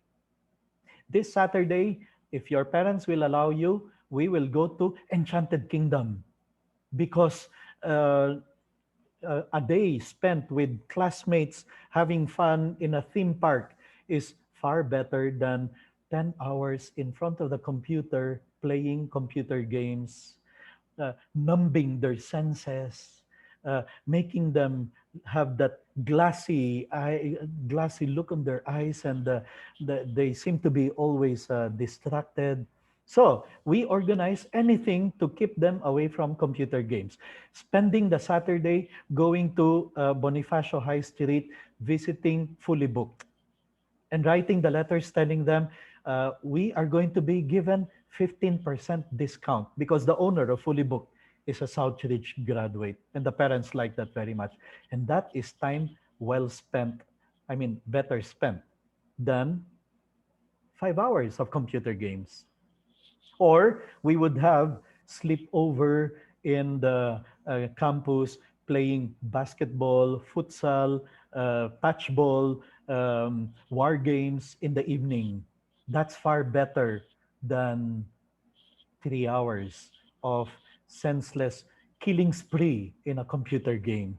Or, as I said, Sure, it may cost a bit, but that's far better time spent with friends, with classmates in a theme park than hours lost in computer games. So, in my classroom, you would have a lot of celebrations, birthday celebrations. The class wins in the Buwan ng Wika declamation. We celebrate as a class. The class wins in the spelling quiz bee. We celebrate as a class.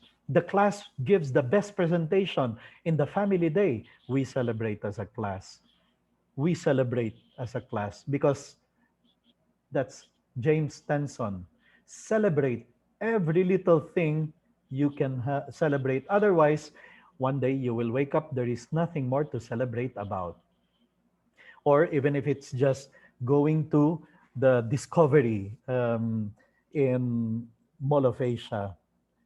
I mean, how we all miss all these things with this pandemic, with this situation we find ourselves in now. Okay, well, does it work? I mean, some of you are thinking, dagdag trabaho yan. But does it really work? Well, I told you earlier, I would have a class website where I would post announcement. I'm going to show you some of my class websites which will answer the question, do all those things work? Yung mga dagdag trabaho na yon, ang dami-daming class advisory tasks. Okay, well, I'm going to show you. This is, for example, the class website of that 70 daring darters. I will not have parents texting me, Mr. Antoy, kailan nga ba ang exam week? Ay, ma'am, ang school calendar natin nakapost sa class website. Just check it there. Mr. Antoy, ano nga ang pointers for review for our first? Ay, ma'am, nasa website na po ng class. Nandun na yon. So, that saves me a lot of trouble having to answer text messages. Even if they have my cell number, they will not have to text. They just have to check the website. Now, this will start answering the question, does it work? Congratulations for the fourth 100% gala attire. I don't have problems with getting my students to come in gala attire if it is required because I reminded them 1 week before in the website. I reminded the parents. 5B, Parents Quarterly Forum, PQF. Some of you have difficulty getting your parents to come to attend the PTC, the parent-teacher conference. Not me. I would always have high percentage. Our last PQF was not 100%, but 90% is still a historic high. But the first one was 100%. Why? Because the parents have been reminded in the website. I have their cell numbers. I could have easily texted them. And more than that, they are all excited to contribute to the class unity and class prestige and class honor as their children are. The parents start owning this desire to see their class, our class, succeed. That's how, that's what happens when you get the parents to collaborate with you. And here's something unique that broke records in Southridge, and we did it year after year. In 5B Best Bets, 86% of our students are in the honors list. Ang ibig sabihin niyan, in my class of 25, tatlo or apat lang ang hindi first, second, or third honor. That's not normal. That is not normal. But we were not supposed to be just a normal class. We were striving to be the best, to be a best class, to be an achiever class, to be a united class. And so, the answer to the question, does it work? Yeah, I guess all these show you it works. This is another year, and it's still 100% PQF attendance.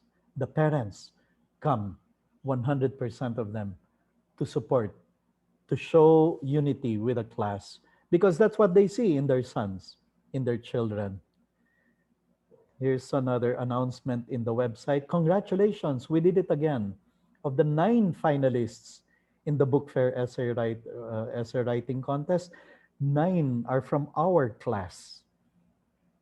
All the finalists are from the class because they all want to contribute to class unity, to class excellence, to class prestige. It works.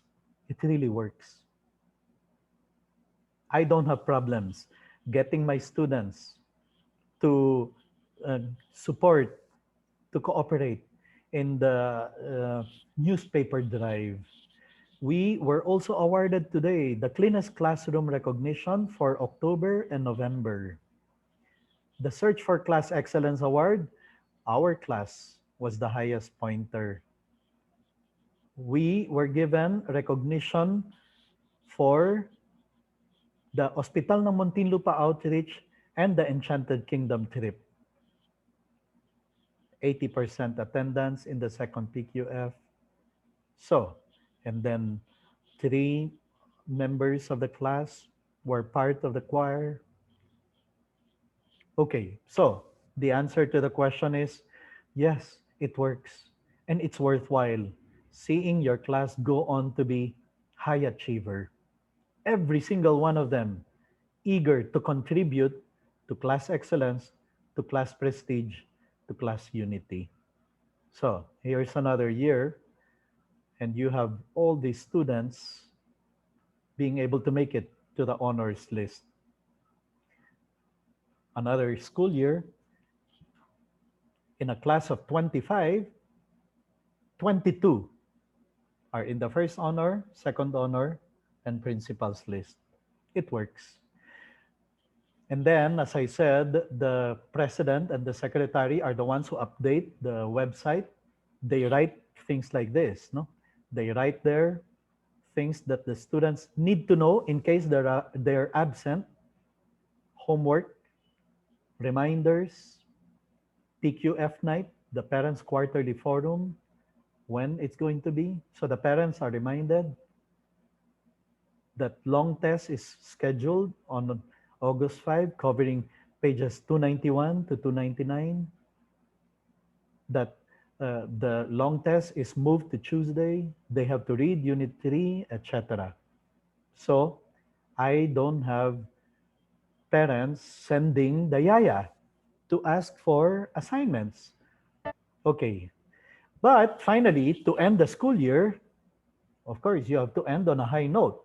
I end with my final series of outreach. We have many outreaches throughout the year. I don't wait for the student council to schedule that for me. For example, this is the last letter I'm going to send to the parents. Dear parents, to end the school year well, 5B Best Bets class is sponsoring a series of outreach projects that will benefit our maintenance staff as well as the children of the community. What are these? First outreach, Pasasalamat Drive. This will be the students' way of saying thank you to all the janitors, gardeners, maintenance men, and security personnel. For 1 week, we will collect donations of usable clothes. And we will turn them over to the officer, Mr. Asuncion, for raffle for distribution. This will be from March 1 to March 9. Second, outreach. Piso-piso para sa party. We would like to give a McDo party for the 5 janitors and maintenance men who help maintain our classroom throughout the year. To be able to do this, we need to raise only around 500 pesos. This must be 2009 to 2009, 2008. Mura pa ang McDo. 500 kaya nang magpakain ng 5 janitors and maintenance men. Now, here's the catch. It will take only 2 pesos per student every day for 10 days. Okay? We want the students to give it out of their pocket money, not to get from mom or dad, but from their pocket money every day for 10 days, they will donate 2 pesos. And with that, after 10 days, we have 500 pesos to treat the 5 janitors, security guards, or maintenance men. And then finally, gamit pang eskwela, magagamit pa nila outreach. You know, these students who magtatapos na lang ang school year, may bago pang notebook, may bago pang pencil, may ballpen na hindi pa nagamit or pwede pang gamitin. So we collect all those and then we will donate to the parish priest so that he can pass this on to the poor community of children in the nearby community. Or that school bag kasi ang mga parents, they buy new ones every school year, ano? So all these things that you will not need anymore because you will buy new ones, let's give them all to children who will benefit. And with that, we end a spectacular year that they will never forget for a long time. That they will see, they will say, this was the best year I've had in grade school, in high school. And this is the best classmates I've ever had. You have created a class culture, a class identity, a class mindset. To end, finally, I want to share with you a vision for your class. This is really what I want you to be able to achieve in the class that you are trying to create. Students are very proud to be in your class. They're very happy to be in your class. In fact, they think that the other classes are kawawa compared to yours. Oh, yes, that's the kind of class you're going to produce. Students from other classes envy your class. They want to be there. People talk about it as the best class in the school.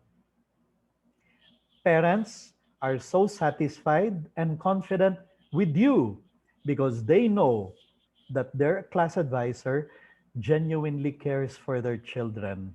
They are just so eager to help you and support you. I mean, I've seen this happen year after year.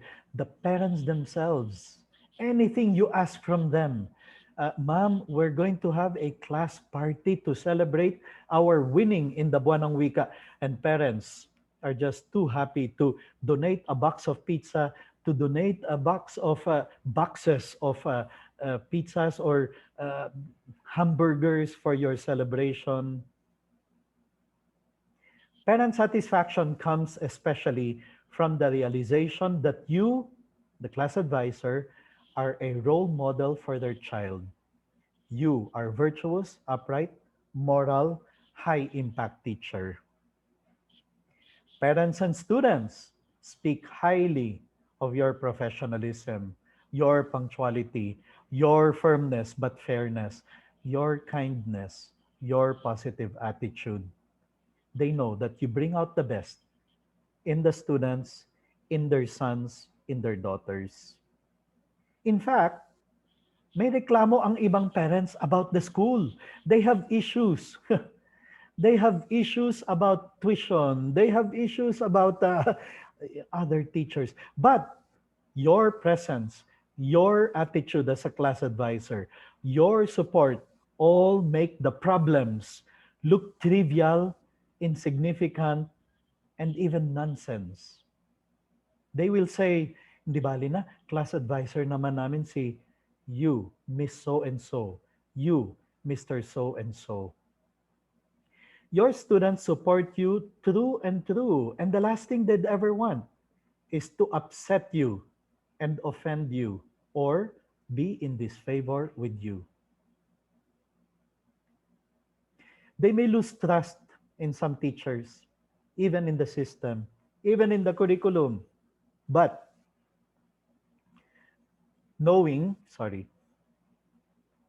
they know that the class advisor, you being their class advisor, makes up for whatever shortcomings there are. And they're still able to say, it's still worthwhile to be in this school. Oops, sorry. Like fast forward.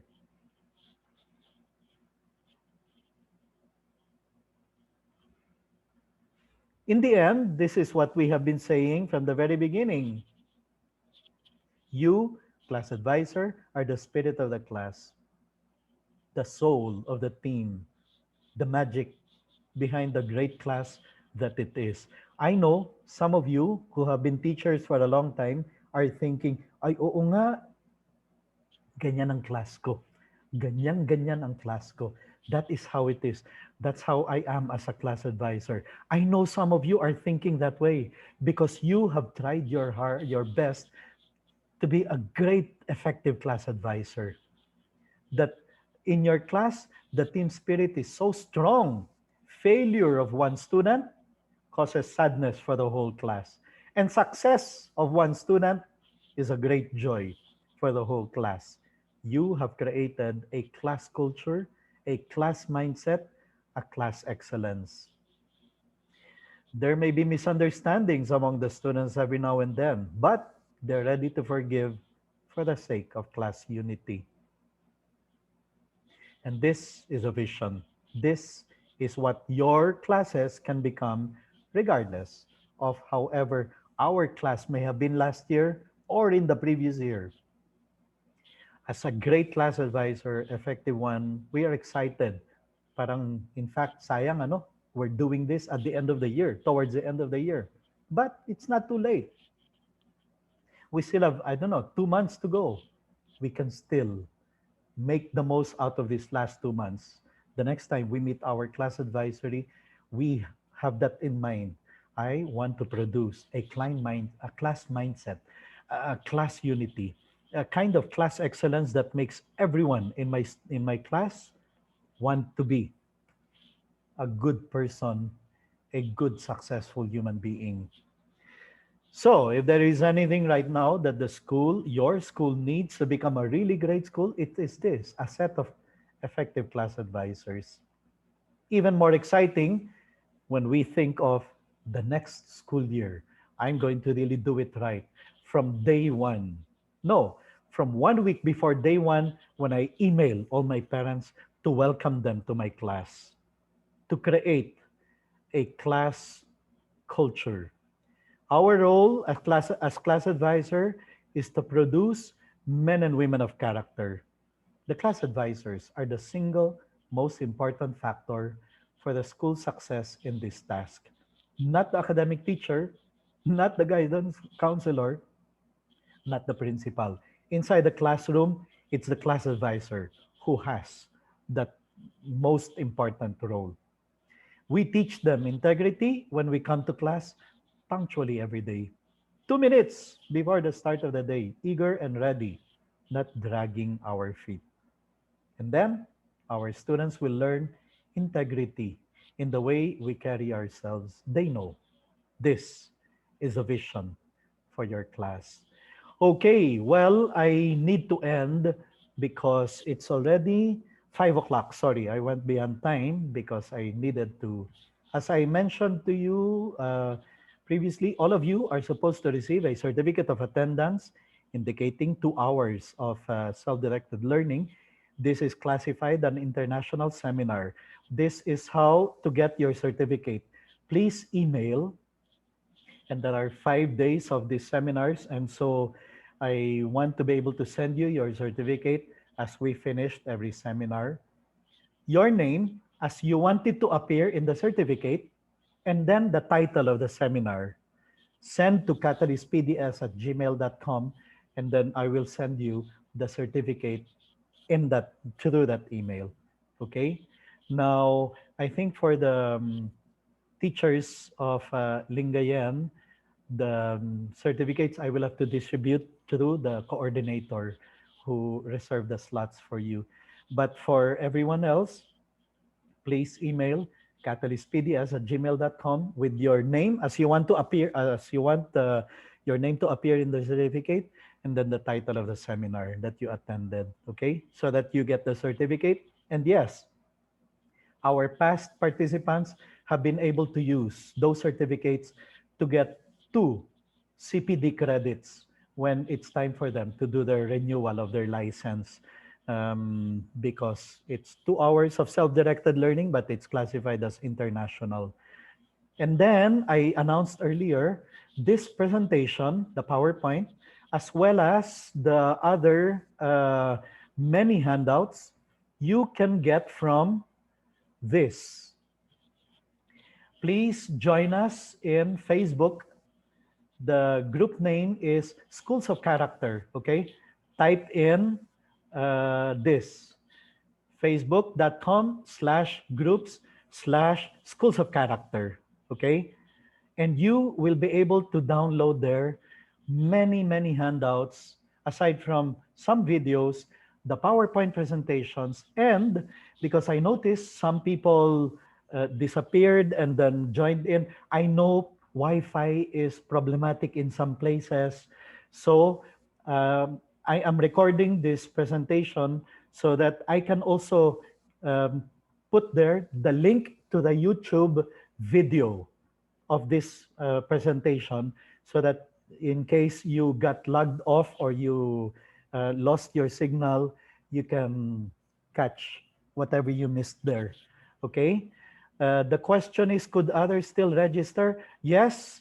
In fact, I encourage you to invite friends, other teachers who may not have been able to hear about our seminar. Of the 4 other seminars scheduled this week, tomorrow is about preventing bullying to the character formation, a lot of strategies I'm going to share with you. Wednesday is on strategies and proven methods, urgency of character formation. And then on Thursday is on classroom management, making use of Dr. Harry K. Wong's strategies. Again, a lot of strategies, very concrete strategies that you can use. And then on Friday, if your school is serious about making your school, transforming your school into a school of character, please join us or convince your administrator, your principal to join us on Friday, creating a school of character, 11 principles of accreditation. Okay, those are the things I can share with you. And I think I've really gotten way beyond time. Sorry about that. But I hope to see you in our other future seminars. You have been such a fantastic audience, very quiet because you have been muted. Now I want to do the, how do you call this? The class picture, okay? And I'm going to post this in the Facebook page. I know some of you are already trying to join that group page. Very well. I'm going to approve the 11 who are already waiting there. Now, can I just, good. Thank you for turning on your video. I'm going to take a picture of 5 pages. So this is page 1. Let me see. Please give your biggest, widest smile, fakest smile, okay? uh, Let me see. Page 1, okay? Page 2. Picture in 5, 4, 3, 2, and 1. Page 3. Turn on your videos. Put on that smile, even if it is a fake smile. Pretend you're so happy to be in this seminar. And finally, page 4, taking the picture in 5, 4, 3, 2, and 1. Okay, well, dear teachers, thank you for joining us today. We will now end this. Picture pa. Hello, hello. Hello. Okay. Hope to see you in the next few days seminars. And I hope you can still invite your other friends. There will be space for many more. The Zoom room has a capacity, I think, of 500. Today we were 105 in this session. Okay, I'm going to end this meeting in 5, 4. Thank you, everyone. God bless. 3, good luck in all your endeavors. 2, hope to see you in the future. And 1, goodbye.